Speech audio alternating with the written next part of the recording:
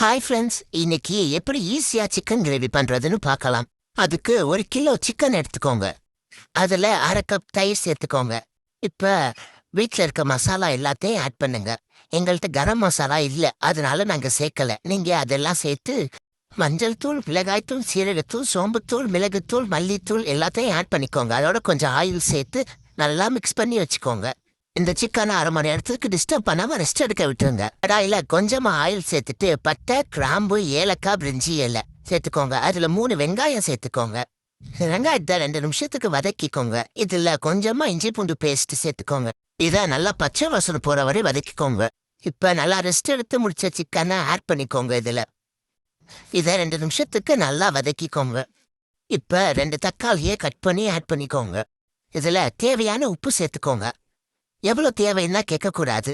இதையும் நல்லா வதக்கிட்டு 2 டம்ளர் தண்ணி ஊத்துங்க. இதை 2 நிமிஷம் கலந்து விட்டுட்டு ஒரு மூடி போட்டு மூடி வச்சிருங்க. இதை ஒரு 20 நிமிஷத்துக்கு வேக விடுங்க. அப்புறம் என்ன, ரெடி ஆயிடுச்சு. எடுத்து சாப்பிட வேண்டியதுதான்.